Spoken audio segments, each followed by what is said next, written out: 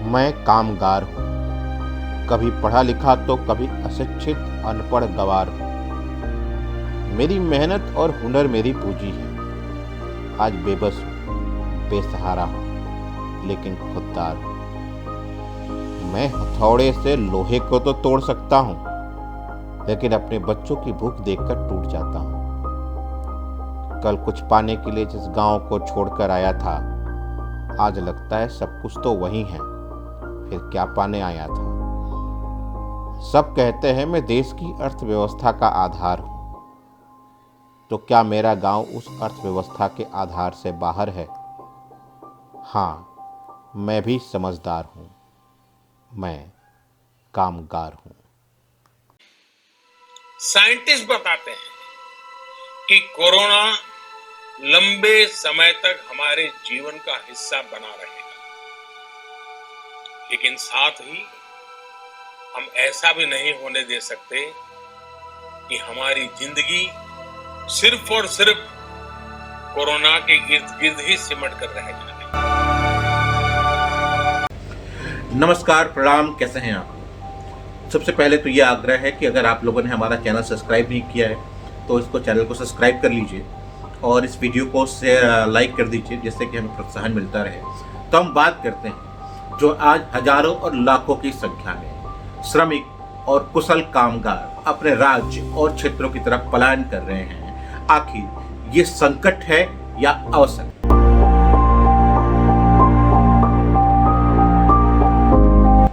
तो सीधी सी बात है, अगर हम इसे संकट समझना चाहें तो ये संकट है, अगर हम इसे अवसर समझना चाहें तो ये अवसर है।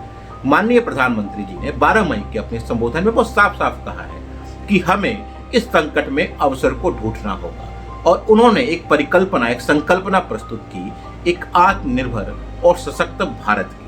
आत्मनिर्भरता हमें सुख और संतोष देने के साथ साथ सशक्त भी करती है। 21वीं सदी भारत की सदी बनाने का हमारा दायित्व आत्मनिर्भर भारत के प्रण से ही पूरा होगा।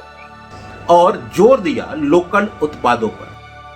कोरोना संकट ने हमें local manufacturing, local market, local supply chain, इसका भी महत्व बराबर समझा दिया। समय ने हमें सिखाया है कि लोकल को हमें अपना जीवन मंत्र बनाना ही होगा। तो आइए बात करते हैं कि आखिर क्या ये संकट है या फिर किसी प्रकार इसे हम अवसर में बदल सकते हैं। तो इस कोरोना संकट और देशव्यापी लॉकडाउन के बाद लगभग 4 करोड़ जो प्रवासी श्रमिक हैं वो प्रभावित हुए हैं, और इसमें ज्यादातर अपने क्षेत्रों की तरफ वापस आ गए हैं। एक सर्वे के मुताबिक इसमें मैक्सिमम वापस नहीं जाना चाहते, कम से कम इस परिस्थिति में तो वो वापस नहीं जाना चाहते। तो सबसे बड़ी चुनौती जो स्थानीय प्रशासन के सामने होगी वो होगी उनको स्थानीय स्तर पर रोजगार या स्वरोजगार के अवसर प्रदान करना। इसमें से ज्यादातर जो श्रमिक विभिन्न प्रकार के स्किल से लैस है। इसमें कोई टेलरिंग का काम करता था, कोई कंस्ट्रक्शन वर्कर था, कोई घरों में काम करता था इलेक्ट्रिशियंस का, या कोई किसी बड़ी कंपनी के अंदर प्लम्बिंग का काम करता था। जब ये वापस लौटे तो वापस लौटने के बाद वो अपने साथ वो इन स्किल्स और हुनर को भी साथ लेकर आए जो उन्होंने वहां से सीखा है। तो अगर हम इनका पलायन किसी भी प्रकार रोक सकें, रोजगार के अवसर प्रदान करके या स्वरोजगार के अवसर प्रदान करके, तो ये मानिए कि स्थानीय स्तर पर मानव संसाधन का एक ऐसा बैंक डेवलप हो जाएगा जो स्थानीय प्रशासन और राज्य सरकार को बड़े से बड़े उद्योग को आकर्षित करने के लिए काफी मददगार साबित हो सकता है। सूखा, बाढ़ या डिजास्टर या स्थानीय संघर्ष, ये ऐसे मौके रहे हैं जिसमें बड़े पैमाने पर पलायन हुआ है, लेकिन इतना बड़ा पलायन ना कभी हुआ था, ना कभी शायद भविष्य में हम इसकी कल्पना कर सकते हैं। तो ये जो लोग जो वापस अपने शहरों और अपने राज्यों की तरफ लौट रहे हैं, कम से कम शौक से तो वहां नहीं रह रहे थे जहां से वो वापस आ रहे हैं। इनकी मजबूरियों ने वहां उन्हें रोक कर रखा था, और वो मजबूरियां थी रोटी, कपड़ा और मकान। जो इतने कष्ट से अपने घरों की तरफ लौट रहे हैं, इनके पलायन ने अनेक प्रकार की चिंताओं को जन्म दे दिया है। लेकिन इन चिंताओं के बीच हमें ये ध्यान रखना चाहिए कि जो पलायन गांवों से शहरों के बीच में या छोटे राज्यों से बड़े राज्यों को हुआ, वो अचानक नहीं हुआ। उसका दौर तो आजादी के बाद से ही शुरू हो गया था, लेकिन उसमें सबसे ज्यादा तेजी आई उदारीकरण के बाद। उदारीकरण के बाद खेतों में काम करने वाले किसान अपना खेती का काम छोड़कर कारखानों में मजदूर बनने के लिए शहरों की तरफ पलायन कर गए। 2011 की जनगणना के मुताबिक लगभग 90 लाख किसान कम हुए हैं पिछले 10 सालों में, यानी कि लगभग 2,500 किसान अपना खेती का काम छोड़कर पलायन कर मजदूर बनने पर मजबूर हुए। ये वापस अपने राज्य और अपने शहरों में लौट रहे हैं, तो सरकार के सामने सबसे बड़ी चुनौती होगी एक नई आर्थिक नीति बनाने की, जिससे इन्हें अपने ही एरिया में रोजगार या स्वरोजगार दिया जा सके। और शायद इसी की परिकल्पना, अवधारणा या कहिए कि इसी का संकेत माननीय प्रधानमंत्री जी ने 12 मई के अपने संबोधन में दिया था। आज से हर भारतवासी को अपने लोकल के लिए वोकल बनना है। आजीविका ब्यूरो, जो कि इन्हीं मजदूरों के बीच में काम करने वाली एक संस्था है, उसके मुताबिक लगभग 12 करोड़ लोग काम के सिलसिले में प्रवासी मजदूर हो गए हैं। इसमें सबसे बड़ी संख्या कंस्ट्रक्शन वर्कर की है, जो लगभग 4 करोड़ है। 2 करोड़ घरेलू श्रमिक हैं, जो हमारे और आपके घरों में काम करते हैं। लगभग 10 लाख से लेकर 50 लाख तक टेक्सटाइल वर्कर हैं। और इसी प्रकार अन्य क्षेत्रों में, जैसे परिवहन, ईंट के भट्टे या अन्य क्षेत्रों की बात करें, में काम करने वाले प्रवासी मजदूर भी शामिल हैं। ये सभी लोग बड़े पैमाने पर अपने राज्यों की तरफ वापस आ रहे हैं। तो क्या राज्यों की तरफ वापस आना संकट है या अवसर?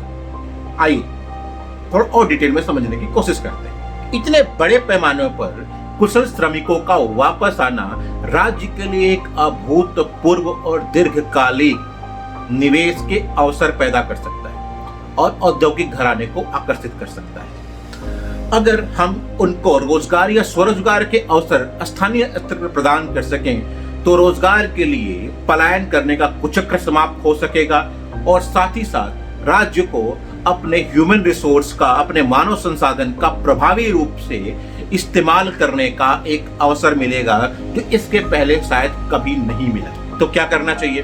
तो देखिए, हमारे हिसाब से सबसे पहले तो सरकार को, जो स्थानीय प्रशासन है, उनको तैयार करवाना चाहिए इनका डेटाबेस, जिसमें इनकी पूरी जानकारी हो कि ये किस स्किल्स से लैस होकर आए हैं, कितना अनुभव है इनके पास और क्या क्या एक्सपोजर्स हैं। जब ये पूरा डेटाबेस सरकार के पास तैयार हो जाएगा, लोकल प्रशासन के पास, तो एमएसएमई और लोकल उद्योगों की डिटेल तो पहले ही गवर्नमेंट के पास है, तो वो उन्हें कनेक्ट करके इनको स्थानीय स्तर पर रोजगार प्रदान किया जा सकता है। अब आगे बात करते हैं कि और क्या करना चाहिए। तो सरकार को स्थानीय स्तर पर रोजगार पैदा करने के लिए स्थानीय स्तर पर उद्योगों का होना अति आवश्यक है। उसके लिए सरकार की मुद्रा लोन, स्टैंड अप योजना जैसी स्कीम्स को और कारगर, आसान और लोगों तक पहुंच वाली बनानी होगी, जिससे कि स्थानीय स्तर पर रोजगार के ज्यादा से ज्यादा अवसर पैदा हो सके। वो डेटाबेस जो सरकार इनका तैयार करेगी, उसे पब्लिक डोमेन पर रख सकती है, जिससे कि राज्य में, शहर में या जिले में जिन किसी को भी इनकी आवश्यकता महसूस होगी, वो डायरेक्ट इनसे कांटेक्ट करके इन्हें हायर कर सकता है। तो इससे इन्हें स्वरोजगार के अवसर भी मिलेंगे। स्थानीय लोगों को और अपने काम के लिए कंस्ट्रक्शन वर्कर, प्लम्बर, इलेक्ट्रीशियंस की आवश्यकता होती है, और उसके लिए अगर उन्हें इनमें से अगर कोई अपने कृषि कार्य की तरफ वापस लौटना चाहे, तो सरकार को उसकी हर संभव मदद करनी पड़ेगी। इसके अलावा केवल कुछ बड़े शहरों को उद्योगों का केंद्र बनाना ये अच्छी नीति नहीं है। उद्योगों को छोटे और मझोले शहरों में लेकर आना पड़ेगा। सरकार को आकर्षित करना पड़ेगा, ऐसी नीतियां बनानी पड़ेंगी कि वो छोटे और मझोले शहर में भी आकर अपने उद्योग स्थापित कर सकें, जिससे कि स्थानीय लोगों को स्थानीय स्तर पर रोजगार मिल सके। गवर्नमेंट ने स्किल इंडिया स्कीम चला रखी है, जिसमें कौशल विकास के कार्यक्रम होते हैं। कौशल विकास के कार्यक्रमों में स्थानीय स्तर पर रोजगार व स्वरोजगार को प्राथमिकता देनी होगी। कोरोना संकट के बाद ये कामगार भले ही अपने कामों पर वापस लौट जाएं, लेकिन इस संकट की घड़ी में इन्हें अपने गांव की याद तो आ ही गई। ऐसे में सरकारों को अब गांवों की मनी ऑर्डर व्यवस्था को बदलकर उत्पादक अर्थव्यवस्था में बदलने का प्रयास करना पड़ेगा, जिससे कि स्ट्रॉन्ग रूरल इकोनॉमी का निर्माण हो सके। शहरी अर्थव्यवस्था के समानांतर एक ग्रामीण अर्थव्यवस्था विकसित हो सके। आपको ये जानकारी कैसी लगी हमें कमेंट बॉक्स में बताइएगा, और अगर अच्छा लगे ये वीडियो तो इसे लाइक कीजिए, ज़्यादा से ज़्यादा शेयर कीजिए, और एक रिक्वेस्ट है हमारे चैनल को सब्सक्राइब कर लीजिए, जिससे कि इस तरह के वीडियोस आपको आगे भी देखने को मिलेंगे। और ये बेल आइकन है जो आपके राइट हैंड साइड में वीडियो के नीचे दिख रहा है, उसको आप जब प्रेस कर लेंगे तो जब भी हम कोई नया वीडियो अपलोड करेंगे उसका नोटिफिकेशन आपको मिल जाएगा। तो अपना ख्याल रखिएगा, स्वस्थ रहिएगा, और सबसे बड़ी बात यह है कि मस्त रहिएगा। हमारे पास सामर्थ्य है, हमारे पास दुनिया की सबसे बेहतरीन टैलेंट है। हम संकल्प शक्ति है, हम ठान लें तो कोई लक्ष्य असंभव नहीं, कोई राह मुश्किल नहीं।